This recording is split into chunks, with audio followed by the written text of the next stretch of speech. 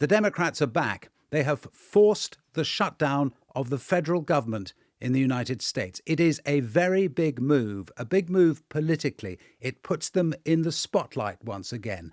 Are they going to gain from it politically or not? Welcome to Americast. Americast from BBC News. Hello, it's Justin in the worldwide headquarters of Americast in London, England. And it's Anthony in the shutdown headquarters of America, Washington, D.C. Okay, two subjects today. We will get to TikTok because it is hugely important, it seems to me, who owns TikTok and how the algorithm works. It's important anyway because loads and loads of people in the United States use it. But it's important politically because there are those who think it will have an outsized influence on the next election and on the way that people get information for the next election, because they don't all listen to podcasts, although, of course, lots do that as well. So we will get to TikTok. But first, let's start with the Democrats and the shutdown. And Anthony, a big move from them, a move that feels to many of their supporters, finally, like they're getting to grips with Donald Trump. But it's not without dangers. Not without danger. And you know, from the beginning of this year, the Democrats really only had one play. I mean, they're out of power. They don't control either chamber of the U.S. Congress. They don't control the presidency. They have a tenuous hold on the courts. The Supreme Court is definitely conservative leaning. So they didn't have a lot of options. One option they did have, because of the rules of the U.S. Senate, is they can block things.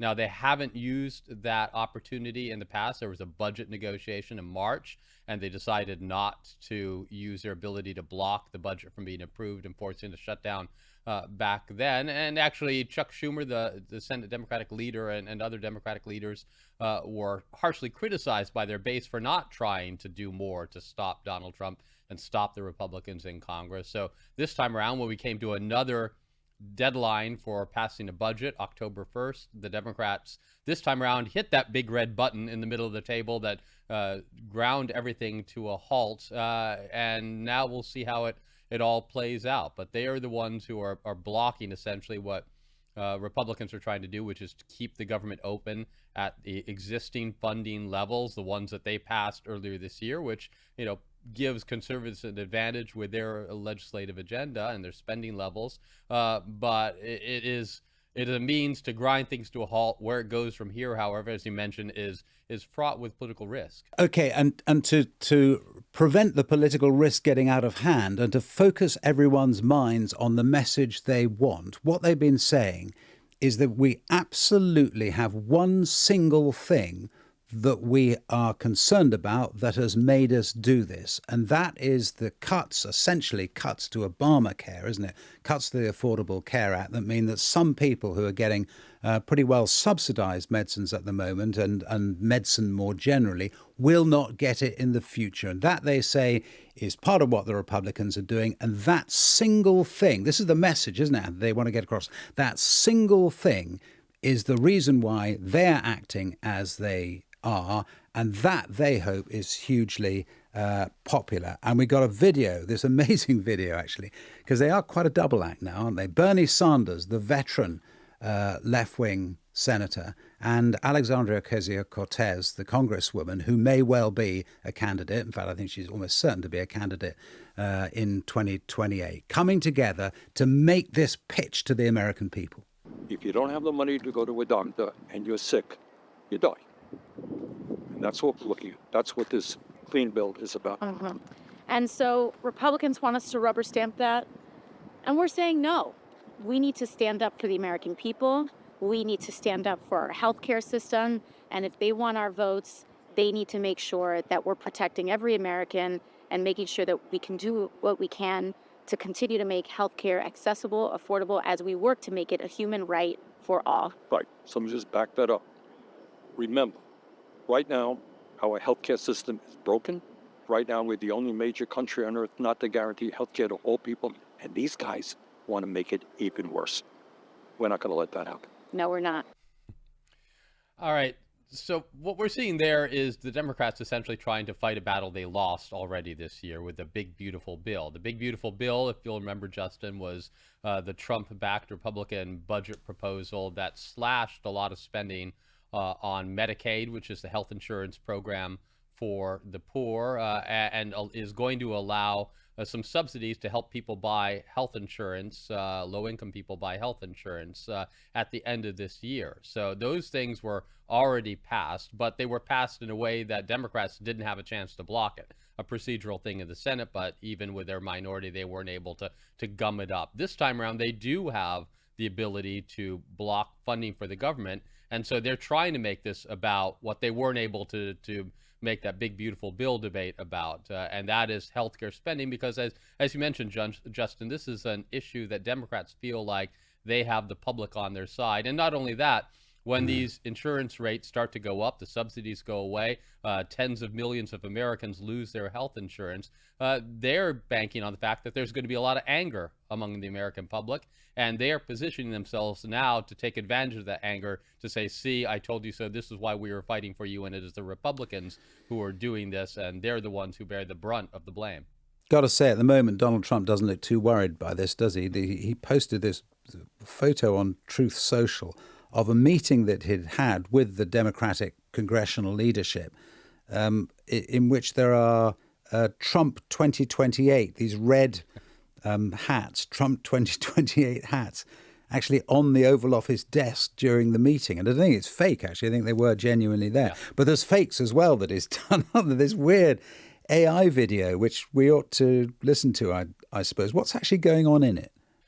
In this video, it was a press conference that Chuck Schumer, the Senate minority leader, Democratic leader in the Senate, and Hakeem Jeffries, the minority leader in the House, were holding outside the White House after that meeting in the Oval Office with the Trump hats and everything else, except that Trump or someone affiliated with him used AI to change what Chuck Schumer was saying. Not only that, but then also to change Hakeem Jeffries to make it look like he was wearing a sombrero and had like a big Mexican fake mustache and mariachi music in the background. This was to drive home the point Trump was trying to make, the allegation he was making that Democrats are not just trying to get health insurance provided to low-income people, but they want health insurance to undocumented migrants. Here is the clip so you can hear what he has to say. It's obscenity laced. I don't know if we're beeping it out, but it was a pretty coarse, pretty demeaning and racially tinged video. Just to be clear, Anthony, as you've made clear, but let's absolutely underline it. Chuck Schumer did not actually say any of this, but let's listen to it. Look, guys, there's no way to sugarcoat it. Nobody likes Democrats anymore. We have no voters left because of all of our woke trans. Not even black people want to vote for us anymore. Even Latinos hate us. So we need new voters. And if we give all these illegal aliens free health care, we might be able to get them on our side so they can vote for us. They can't even speak English, so they won't realize we're just a bunch of woke pieces of shit, you know, at least for a while until they learn English and they realize they hate us too. Did that actually come from the White House, Anthony? You know, it was one of these things that Donald Trump posted on his Truth Social account. It probably was generated by someone else, a supporter, but Trump amplified it. I'm not sure exactly the origins of it, but the White House. So it's a bit like that Gaza video, isn't it? It's similar in a way that it's out there to shock. They see it and they think, "What the heck? Let's just put it out." and I should also emphasize the point that federal law prohibits these insurance subsidies, Medicaid benefits from going to undocumented migrants. So this is a false allegation that Trump is making here, while there is some truth to the fact that legal migrants, legal immigrants in this country would benefit from these subsidies. Undocumented migrants are prohibited. So, you know, it's kind of a conflating of a thing to try to make it more unpopular, more controversial, trying to generate public anger, but it's doing it. I mean, the basic premise of this is wrong, and obviously it's doing it in a kind of a racist way. So here's Hakeem Jeffries responding to that video in comments afterwards. We are fighting to lower the high cost of living and to protect the health care of everyday Americans. And Mr. President, the next time you have something to say about me, don't cop out through a racist and fake AI video. when I'm back in the Oval Office, say it to my face. Say it to my face.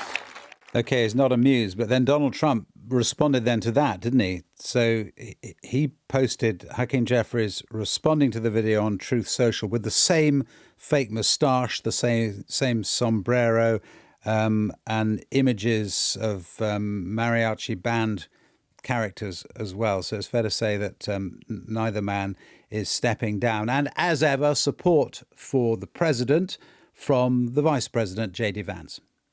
Oh, I think it's funny. The president's joking, and we're having a good time. You can negotiate in good faith while also poking a little bit of fun at some of the absurdities of the Democrats' positions, and even, poking some fun at the absurdity of the Democrats themselves. I mean, I'll tell Hakeem Jeffries right now, I make this solemn promise to you that if you help us reopen the government, the sombrero memes will stop. Somehow, I think the Democrats will not be reassured by that assurance. So, getting back to the Oval Office photo of the Trump 2028 hats, Hakeem Jeffries, according to reports, leaned over when Trump tried to hand those hats to Schumer and Jeffries, looked at J.D. Vance and said, well, what do you think of that? Because Vance obviously has 2028 presidential ambitions that would be thwarted if Trump found a way of running again. And Vance kind of dead-faced said, I have no comment.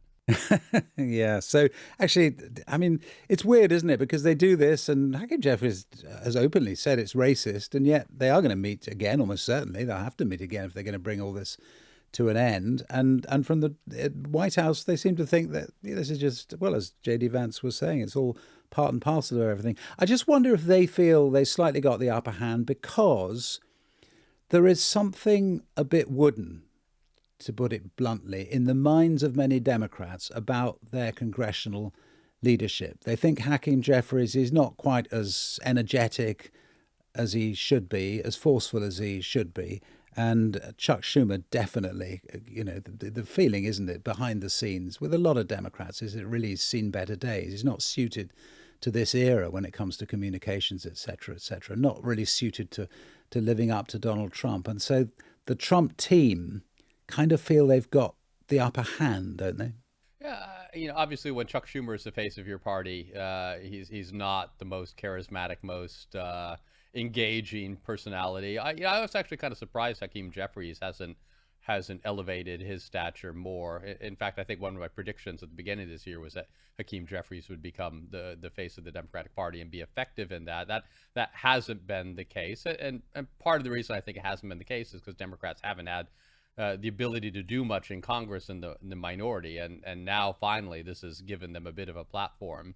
But the memes and the insults and the misrepresentations, I mean that kind of is par for the course in American politics now, and so I think maybe J.D. Vance is right saying that the American public can differentiate between AI videos and what's real, and will treat this as a joke, But you're also, I think, right that the Republicans feel like they have the upper hand here, that they're the ones who are just trying to keep the government open. It's Democrats that are trying to block things. And usually when shutdowns have happened in the past, it's the party that grinds things to a halt, the party that's making demands.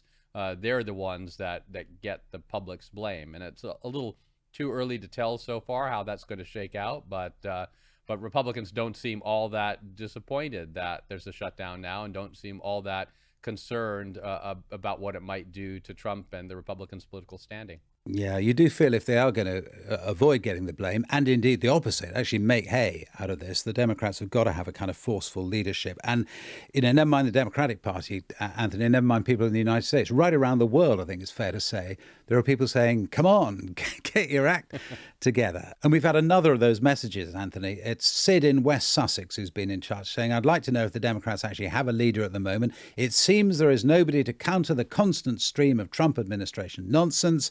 It would also surely be advantageous to use the classic opposition party tactic to constantly criticize everything the party in power do and blame them for every problem while giving nothing away about their own policies. Is Kamala Harris, Sid asked, still the leader of the party? And if so, where is she? Well, she's on a book tour, isn't she? she's on a book tour, and if you look at her book, I mean, it's not the kind of thing that you would come out with if you're positioning yourself to be the leader of the party. It's pretty frank and pretty critical, honestly, of some of her fellow Democrats. I don't think she seems interested. I mean, maybe when 2028 rolls around, she might jump back in, but at least the moment she isn't trying to present herself as the face of the Democratic Party, and that's kind of a reflection of how the American system works, how the American political party system works. There's no shadow government. There's no leader in waiting that is the face of the out of power party. It really kind of depends on what levers of power your party holds, who becomes elevated as kind of the public face of that. And because the Democrats don't really have any power in Washington, it's been hard for any of these people, whether it's Chuck Schumer or Hakeem Jeffries or even Alexandria Ocasio-Cortez or Bernie Sanders, to break through and be that one face of the party, particularly when there are a lot of people who want to be the face of the party, and they're all kind of trying and scrambling around. Yeah, and you wonder whether Zoran Mandani is going to become the face of the party, even if the wider party doesn't necessarily want that to be the case. If he's elected mayor of New York, and if he becomes a kind of great star of the Democrats in a way that further discomforts them. But just before we get to the kind of wider thinking about whether there is a sort of proper preparation going on, a proper debate, a constructive debate going on about where the party wants to be. It's just worth saying about the Kamala Harris book as well, in case people haven't seen it or seen reviews of it. It's quite backward looking, isn't it? I mean, you said it doesn't seem to be a kind of program for her to stand on for 2028. It's very much about the things that happened. I mean, even the title, isn't it? It's all about the campaign and the way she was let down by. There was a long list of people who let her down, wasn't there? In fact, pretty much everyone, it seems to me, did from the book, possibly accepting herself. But it doesn't have a kind of program for where America needs to be in a decade's time, does it? In any way, shape, or form? No, it's not a campaign book. You know, a lot of politicians, when they're thinking about running for national office, come out with these, vision for America type books, and oftentimes they're ghostwritten or co-written with someone behind the scenes to make sure that it is dry and non-controversial and can kind of get the points that the nascent campaign may want. I mean, Kristi Noem is the one exception to that. The governor who talked about killing dogs in her books. That was a bit of a mistake. But generally, these things are pretty safe reads. And that's not, as you mentioned, that's not what Kamala Harris's book is. Which makes it interesting, and I think makes it worthwhile to kind of see peel back the curtain and see what was going on behind the scenes and some of the strategies and some of the obstacles she feels she has. But yeah, a platform on which to run, it's not. And you talk about who's benefiting, who's kind of been emerged as a face of the Democratic Party right now. I would suggest that it's the Democratic governors more than anything in Washington that have benefited the most from this year, and that's Gavin Newsom in California and J.B. Pritzker in Illinois in particular. They're the ones who have had the real platform and the real power because they're governors and they have control in their states to offer more robust resistance to what Trump is trying to do. Okay, so those are the names. What then are the policies potentially? Because this is the next question that people ask. And in fact, again, we get these questions all the time. But for instance, Anthony, Barry Gibson in New York City has written us a text, actually. So after leaving office, Donald Trump and his team clearly spent 4 years planning and preparing for a second term. He's thinking about Project 2025. Which wasn't necessarily, I suppose, Trump himself and his team, but it was certainly people who wanted him to win, wasn't it? So does the team, our team, see any sign of preparation or planning by the Democrats for 2028? I think that's a really interesting question, Anthony, because that goes to the heart of whether they're addressing with real honesty the reasons why they lost last time, and the big kind of overarching question about whether everything has changed in American politics because of Trump and whether they've got to change too, or whether they can sort of sneak back in because everything will sort of revert to normal once Trump is off the scene. It's those big things. I suppose that's the thing. Are they addressing them or are they hiding from them? Yeah, and I think you have 100 different groups that have 100 different plans, and if you have 100 plans, then you don't have any plan, I suppose.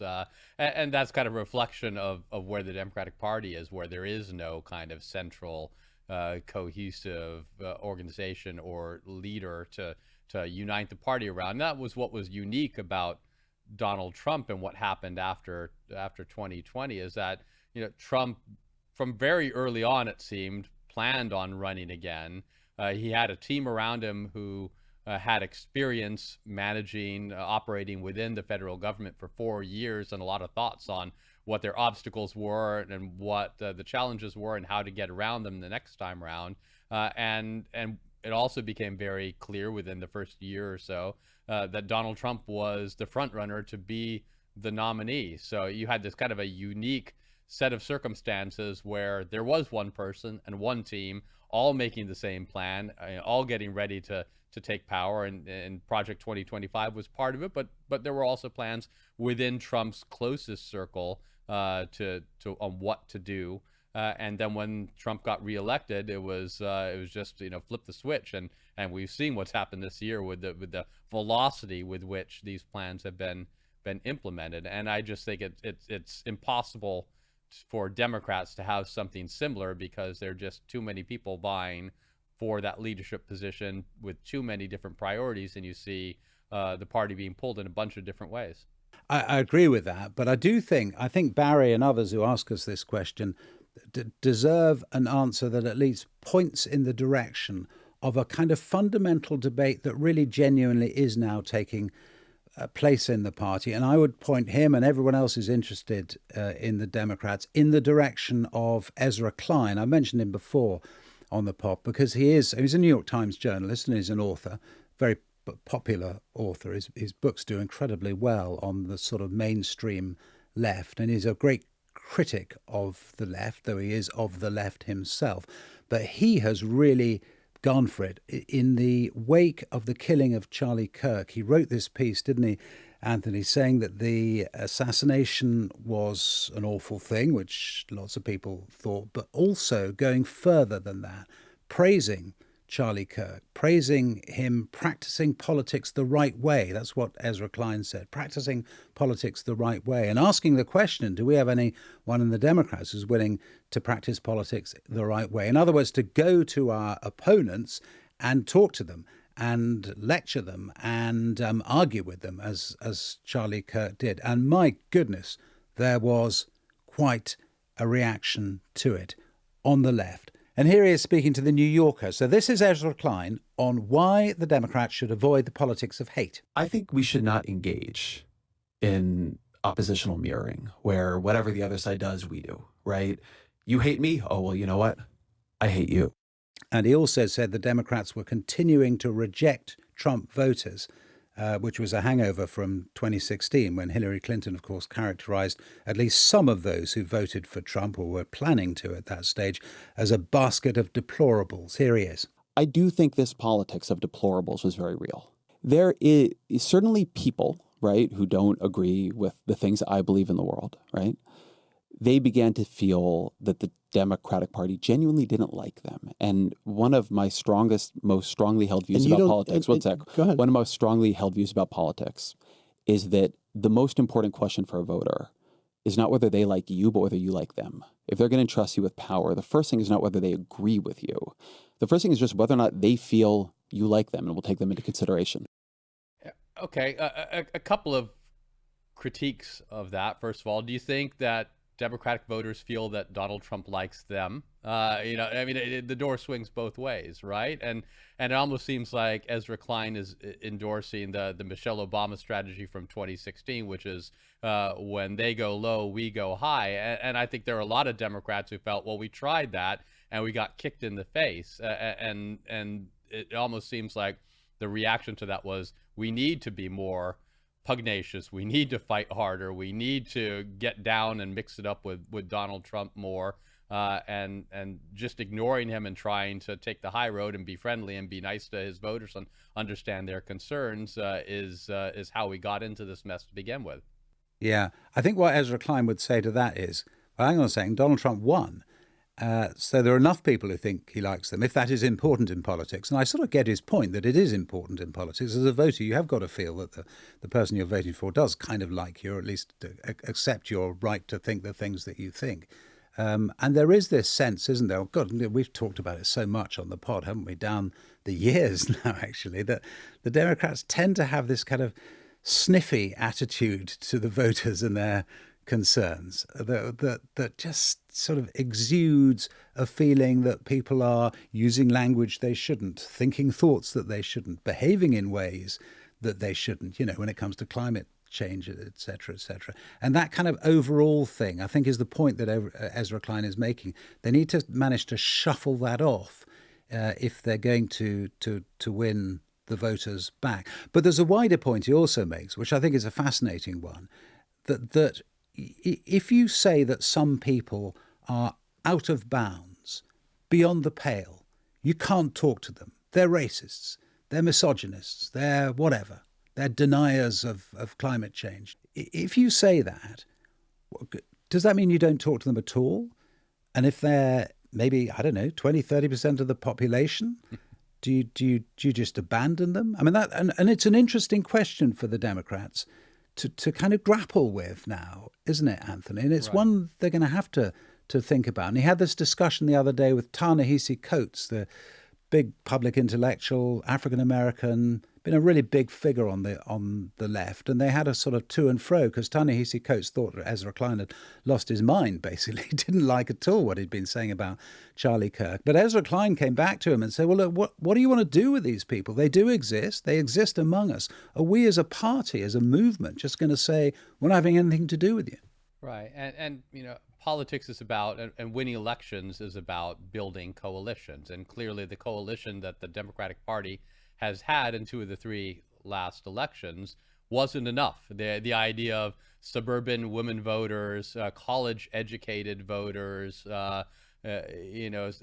certain minority voters, which Donald Trump did a very good job of chipping away at this last time around. That wasn't a winning majority. And I think you do touch on something that is a valid criticism when your coalition relies on the intellectuals and college educated, the percentage of them in this country is certainly not a majority. I think maybe 30% have college degrees. It's not a huge number. The risk is that you make your arguments in an intellectual sort of way, and that can be demeaning or insulting or alienating to the vast majority of this country that maybe doesn't read the New York Times every morning and hasn't gone to a liberal arts college and does not communicate politically in the same sort of way. Okay, Anthony, that's the Democrats. They are back in the spotlight. That much at least we're saying. They're what they're going to do with their time in the spotlight, we aren't yet quite sure. Okay, let's talk a bit about TikTok, Anthony, which plenty of people get all their information about the world from TikTok, and plenty of Americans do too. It really does matter. It's hugely controversial because of the algorithm, which in a way is such an amazing algorithm because it seems so successful and it gives people what they want. Donald Trump, it is fair to say, did not think much of TikTok in the past, and now he thinks he's found a way of thinking a lot of it now, and it seems to be because he can control it. What's going on behind the scenes? What's actually been arranged? What do we know about what's being arranged, and where does it leave TikTok in America? Right. As you'll recall, Congress passed a law last year that mandated the sale of TikTok, the divestiture of TikTok from its Chinese owners. And it mandated it to happen in January, but Donald Trump has essentially kicked the can down the road throughout the course of this year, trying to arrange some sort of a deal to have new ownership of TikTok. And what he did in the last week was announce that a deal is in the offing. So here he is in the Oval Office explaining what this new deal is, and in particular, how TikTok is going to be owned in part by Larry Ellison, the Oracle founder and a close ally of his. Very meaningful, but we have American investors taking it over, running it, highly sophisticated, including Larry Ellison. And Oracle, I guess, is going to play a very big role in terms of security, safety, and everything else. So we have very good controls. Yeah, but it's not just that, is it, Anthony? So, all right, to an extent, he's rescued TikTok and done this deal because he knows it's popular, and as he says, he managed to use it. But actually behind the scenes, it's a little more sophisticated than that, and in a sense, to some, will be a bit more sinister, because it is the way that a lot of people get their news, particularly young people. And the suspicion is going to be that the algorithm can be tweaked next time round, possibly next year, but certainly in 2028, in a way that emphasizes those who the White House wants to de-emphasize, their kind of salience on TikTok, people's ability to see them, and emphasizes hugely those messages that the White House wants emphasized. That, I mean, that, I'm putting it too baldly probably, but that's the fear, isn't it? That is the fear. I mean, control of the algorithm is power, and it's power over information that tens of millions of Americans get. And as you rightly point out, tens of millions of Americans get this information when they're not consuming news elsewhere. So it is a remarkably powerful, potentially dangerous thing to have in a limited number of people's hands, and that's why people look at Larry Ellison being in control of this, as well as some other close donors of Donald Trump's, and even some one capital management group that has ties to a Middle Eastern, a Persian Gulf investment fund, and the opaqueness with which this deal has been done. I mean, we don't know what kind of a bidding process went in behind it. We know that there were some other interested parties. Donald Trump has mentioned some other interested parties, but we don't know why Trump and the administration, J.D. Vance, and this cross-departmental government committee that determined who was going to take control of TikTok, how they made those decisions, and what kind of safeguards there are in order to prevent this from being shaped to benefit conservatives and Donald Trump, even though Trump himself in public comments disavowed any kind of political influence on this. His word, for many people is not sufficient for this. Because at the moment, it's worth saying, isn't it, that there is a fear that it is ultimately controlled by the Chinese Communist Party, and that's not a great thing. And there are those who say, aren't there, that TikTok has been one of the things that has injected into American public life all sorts of attitudes that weren't there before. I mean, in other words, it's the power of TikTok is something that until recently, at least, a lot of Republicans were worried about. I mean, genuinely worried about, and it seemed to many with some reason. And now suddenly they're gone quiet. Yeah, it was a bipartisan issue. I mean, Donald Trump in his first term tried to unilaterally ban TikTok, and that was overturned by the courts. The Biden administration moved away from those efforts, but Biden did support and sign a law passed with bipartisan majorities in both the House and the Senate, forcing that divestiture of TikTok because of national security concerns, an effort that was also upheld by the Supreme Court in a decision at the beginning of this year. And it appeared like there was a consensus that having this algorithm controlled by a Chinese company that may have to answer to the Chinese government is dangerous. And all this information on American users, tens of millions, hundreds of millions of American users, having that in the hands potentially of the Chinese government also was dangerous. So, it was a bipartisan effort, but now because Trump has used this law and in many ways, according to critics, stretched the boundaries of what this law allowed by extending the deadline and taking all of this control over who gets it into his own kind of under his own ambit, so that they could pick who won that bidding process without a lot of public disclosures. I mean, that is where this has now become a partisan issue.